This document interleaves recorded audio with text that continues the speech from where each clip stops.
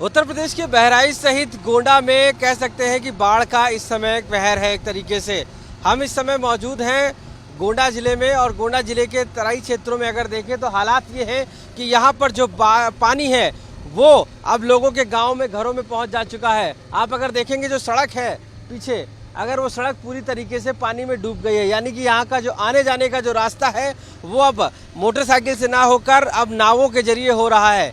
ये वो व्यवस्था है यहाँ पर, चूँकि प्रशासन ने वोट दी है, उसी की वजह से इस वोट के जरिए अब लोग गाँव तक जा रहे हैं और वहाँ की जो सामग्री है वो ला रहे हैं, या तो उनको जो खाने पीने की सामग्री चाहिए होती है वो लेकर आते हैं। आप पानी का लेवल देखिए किस तरीके से, चारों तरफ जहाँ भी पाएंगे दूर दूर तक पानी ही पाएंगे, क्योंकि ये बाढ़ का पानी, और उसी वजह से अब ये पूरी बाढ़ ने इस गोंडा जिले के कई क्षेत्रों को, तकरीबन 40 से ऐसे गांव हैं जिनको अपने प्रकोप में लिया हुआ है। यहाँ पर भी देखिए कई लोग हैं जो ये भाई साहब हैं, क्या नाम है आपका, कहाँ जा रहे हैं? घनश्याम यादव। ये सामान लेने गए थे क्या? हाँ, सामान लेकर आए तो आपके लिए है पानी। तो देखिए साफ तौर से पानी लेकर लोग यहाँ से जाते हैं बाहर से, चूँकि ये दूरी एरिया है और इस एरिया में इस पानी की वजह से लोगों का आवागमन बंद हो गया है। प्रशासन पूरी तरीके से लगा हुआ है कि कहीं ना कहीं इसकी मदद की जाए और कहीं ना कहीं लोगों को रेस्क्यू करके दूसरे स्थान पर ले जाया जाए। तो ये इस बाढ़ से कहीं ना कहीं इस बार अब पूरी तरीके से पूर्वांचल के वो जिले, चाहे वो गोंडा हो, श्रावस्ती हो, पूरी तरीके से प्रभावित हो रहे हैं। उत्तर प्रदेश के गोंडा जिले में बाढ़ का प्रकोप है एक तरीके से, और नदी के कटान के बाद कई गांवों में पानी भर गया है। अगर आप देखेंगे तो ये चारों तरफ पानी है, जिससे अब बोट के जरिए जो अरेंजमेंट प्रशासन के द्वारा कराई गई है उससे लोग गाँव में पहुँचते हैं और वहाँ पर अपने राहत की जो सामग्री है वो भी इसी बोट के जरिए भेजी जाती है। पानी इतना है कि उसमें खड़े नहीं हो जा सकता है, उसका लेवल भी बहुत ज़्यादा है। ये प्रधान हमारे साथ मौजूद है, क्या नाम है आपका? केशवराम यादव। केशवराम जी, बताइए क्या स्टेटस है कि पानी कितना है गांव में अभी इस समय? पानी तो अब कम हो गया है, पहले बहुत बाढ़ थी और यहाँ पे जो है प्रशासन द्वारा 10 नावें लगा दी गई हैं। बाढ़ किट और भूसा और लंच पैकेट बराबर वितरण कराया जा रहा है। एसडीएम साहब, लेखपाल साहब बराबर मेरे गांव का दौरा कर रहे हैं, डीएम साहब भी यहाँ आ चुकी हैं। तो ये नदी के किनारे होने के कारण यहाँ जो है बाढ़ ज़्यादा प्रभावित हो जाता है। कितने गांव में होगा ये प्रकोप और कितने घर इससे प्रभावित हुए हैं पानी से? मेरे गांव में लगभग सारा पूरा का पूरा गांव प्रभावित है। कुछ लोगों के घरों में पानी गया है, बाकी जो है प्रभावित तो सारा पूरा गांव है हमारा। लगभग कितने घर होंगे? यहाँ लगभग 400-500 घर हैं। 400-500। जी जी सर। तो आवागमन अब क्या सड़क का बंद हो गया है, नाव के जरिए ही कर रहे हैं? अभी तक सड़क का बंद था, अब थोड़ा थोड़ा जो है बहाल हुआ है पानी घटने के कारण। नहीं, स्टीमर और नाव से ही आना जाना था, रोजमर्रा चीजें स्टीमर और नाव से ही खरीदी जाती थी। आप लोगों को प्रशासन से कोई मदद मिली है? पूरा मदद मिल रहा है, पूरा सहयोग मिल रहा है। पूरा डीएम साहब और एसडीएम साहब, लेखपाल साहब बराबर मेरे गांव का दौरा कर रहे हैं, बराबर निगरानी कर रहे हैं। लोगों की जो व्यवस्था है, भूसा, लंच पैकेट, सारी व्यवस्था प्रशासन की हमारे गांव को पर। और जो फसल इससे नष्ट हुई है उसका मुआवजा वगैरह आप लोगों को मिला है? अभी जो घर वगैरह नष्ट हुए? जी जी, वर्तमान समय में जो घर गिरे हैं उसकी रिपोर्ट लेखपाल साहब दे रहे हैं सब प्रशासन को, और मुआवजे के लिए साहब सारी फीडिंग हो गई है। काफ़ी लोगों का पैसा आ गया है, जो फसल नुकसान हुआ है वो बराबर लोगों के खाते में आ गया है और आ रहा है, फीडिंग हो गई। तो देखिए साफ तौर से प्रशासन मदद के लिए लगा हुआ है, लेकिन अगर आप गांव देखेंगे तो यहाँ पर पानी भरा हुआ है और बोट से ही पहुँचा जा सकता है। ऐसे गाँव में लोग अपने किनारों पे मौजूद है, वहाँ पर ले जाया जाता है उनको बोट से अगर उनको कोई ज़रूरत होती है। और ऐसे में आप देखिए कि चारों तरफ जो पानी है ये कहीं ना कहीं दिखाता है कि किस तरीके से ये जो बाढ़ है उसने इस पूरे गांव को अपने चपेट में ले लिया है, जिससे तकरीबन 300-400 गांव, घर ऐसे हैं, परिवार ऐसे हैं जो अब इस पूरी बाढ़ की चपेट में हैं और उम्मीद करते हैं कि उनको प्रशासन से मदद मिलती रहे। आप देखिए इन तस्वीरों में कि जो घर है वहां तक जाने के लिए कोई सुविधा नहीं है, ना ही कोई इस घर से इस पानी के पार किए बिना आ सकता है, ना ही कोई जा सकता है। तो इसलिए इस तरीके की नावों का प्रयोग किया जा रहा है और कहीं ना कहीं ये अपने जनजीवन चलाने के लिए ऐसे नावों से बैठकर जाते हैं और जो रोजाना का जो सामान है वो लेकर आते हैं खाने पीने का, क्योंकि व्यवस्था ये हो गई है कि कहीं ना कहीं बाढ़ के पानी से अब इनको जनजीवन चलाना भी कहीं ना कहीं दुर्लभ हो रहा है और ऐसी स्थिति में नाव के सहारे ही अपना जीवन काट रहे हैं। क्या नाम है दादा आपका? हृदय राम। कौन सा गांव है ये? देवता माझा। तो आप जब सामान लेने कहाँ गए थे? यहाँ की दुकान है राबली। अच्छा, तो ये नाव से जाते हैं, पानी भरा हुआ है? हाँ साहब, नाव से। अच्छा, हाँ। और बाकी कैसे चलता है काम? घर से लोग निकलते हैं तब कैसे निकलते हैं? इसी से निकलते हैं, नाव से साहब, और कौन सुविधा है? और कोई सुविधा नहीं है।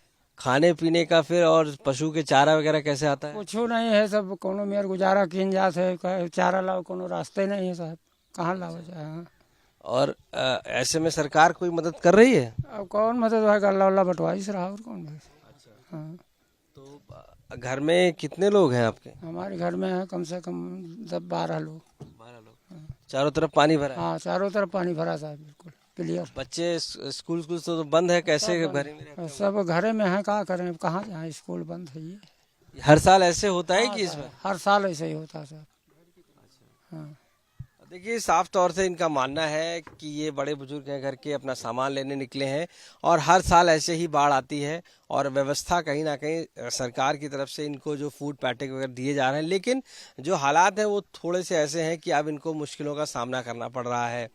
जो घर है वहाँ तक लोग जो पहुँचना मुश्किल, हम कोशिश करते हैं वहाँ घर तक जाने की और वहाँ पे लोगों से बात करने की, आखिर वो क्या सोचते हैं। चूँकि आप देख सकते हैं तस्वीरों में भी कि इस घर को टापू की तरह बना हुआ है, तो कई गांव के घर ऐसे टापू बन गए हैं जहाँ पर आसपास पानी है और बीच में वो सभी इंतज़ार कर रहे हैं कि कोई मदद उनको आए या किसी प्रकार का जब खाने पीने का जो सामान है वो उन तक पहुँचे।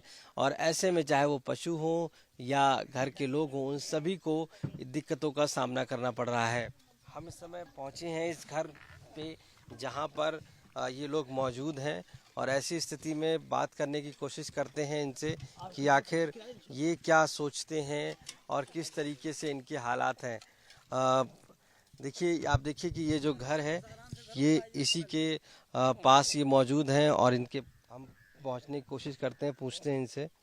ये देखिए जिस तरीके से नावों के जरिए अब ये इनके सहारा है ये, और इन्हीं नावों के जरिए ये यहाँ पर रहते हैं।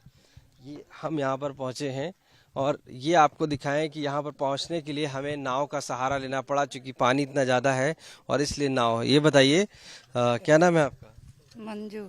ये पानी आपके आसपास ऐसे ही भरा है? आप घर सब भरा रहा। सब भरा है? हाँ, तख्ता पे भौरी लागर रही। आप लोग कैसे जाते हैं पानी में इससे फिर निकल? नहीं, नाव रहा थी तो जाए थे, नहीं दरिया बैठी रहा। अच्छा, कई कई दिनों से बैठे रहते हैं? चाहे जौनी बार उतरो तौनी मोहकर पानी है। अच्छा, कौनो और भी सम्मान नहीं कर नाई के। चारों तरफ पानी। हाँ। और फिर खाने पीने का कैसे सामान आता है, कैसे पशु? नाव पर जाओ तब कहूँ से लाओ तो खाओ पियो। अच्छा, वैसे सब बंद है एक तरीके। हाँ। देखिए, यहाँ के जो लोग हैं अब इंतज़ार करते हैं कि नाव के जरिए कैसे भी सामान आए, कैसे भी ये बाहर जाएं, वो स्थिति है।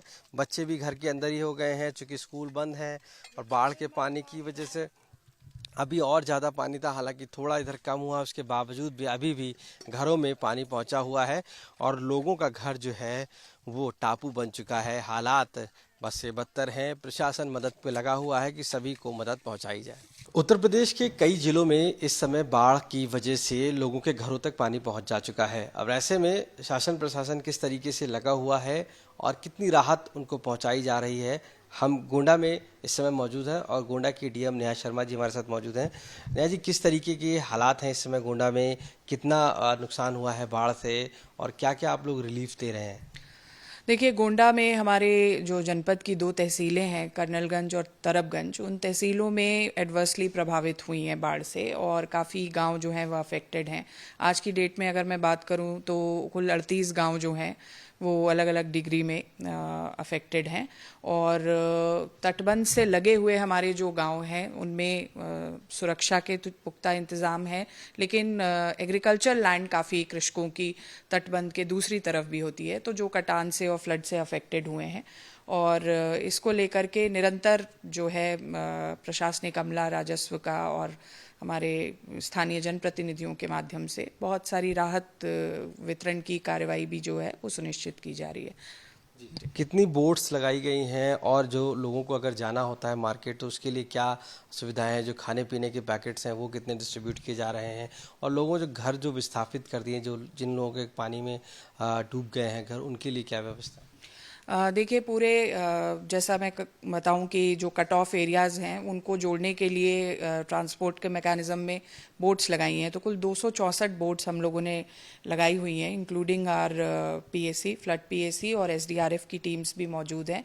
और ये जो स्थानीय बोट्स हैं इनको ग्राम पंचायतों के माध्यम से हम लोगों ने लगाया हुआ है और इसी से हमारे फूड पैकेट्स और जो राशन वितरण हो रहा है वो इसी के माध्यम से सुनिश्चित किया जा रहा है। ख़ासतौर पे मरूंड एरियाज़ जहाँ पे हैं तो वहाँ सक्रिय बोट्स के माध्यम से हम लोग उनको फूड पैकेट्स इत्यादि पहुँचा रहे हैं। इस पूरे जो टाइम है इसमें हम लोग निरंतर फूड पैकेट्स कम्युनिटी किचन के माध्यम से बनवा रहे हैं और अभी तक की मैं बात करूं तो 95,000 प्लस फूड पैकेट्स जो हैं वो निरंतर बांटे गए हैं। और राहत किट्स भी जो हैं जिसमें एक पूरे सप्ताह की राशन की सामग्री होती है, आलू इत्यादि होता है, तो वो भी जो शासन के द्वारा निर्गत किए गए हैं उसको भी हम लोग लोगों तक पहुंचा रहे हैं। क्या इसमें कोई जन हानि हुई है या जो पशु हानि है वो हुई है, और जो लोग वहाँ पर रहते थे उनको क्या इस तरीके का कोई नुकसान हुआ है? फॉर्चुनेटली अभी जनहानि पशु हानि जैसी स्थितियां नहीं बनी हैं। अलग अलग ड्राउनिंग इंसिडेंट्स अलग जगहों पे हुए हैं लेकिन इस बाढ़ में के दृष्टिगत तो नहीं है। हम लोग सभी लोगों को एक सेफ्टी एरिया में, सेफ एरिया में, बाढ़ जो शरणालय हमारे बने हुए हैं 32 उन जगहों पर भी लोगों को शिफ्ट कर रहे हैं और जो पशु हैं उनको बंधे पर बांध लिया है लोगों ने, तो उसके दृष्टिगत इससे बचाव अच्छा चल रहा है। और क्रॉप लॉस लेकिन डेफिनेटली बहुत सारे लोगों का हुआ है। तो मैं बताना चाहूँगी कि 1437 हेक्टेयर भूमि जो है इसमें क्रॉप लॉस में हम लोगों ने उसका आकलन किया और जो धनराशि है 37,000 रुपये प्रति हेक्टेयर की जो एक धनराशि होती है वो करीब 4,500 प्लस कृषकों को उनके खातों में अंतरित की गई है।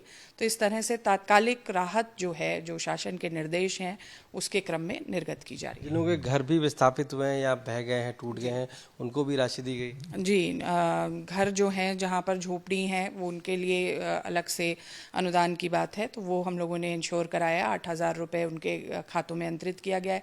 बड़े पक्के मकान भी हमारे यहाँ पर 3 कैजुअलिटीज़ हुई थी जहाँ मकान धराशायी हुए थे, उनको 1,20,000 की जो सहायता राशि है वो उनके खाते में भेजी गई है।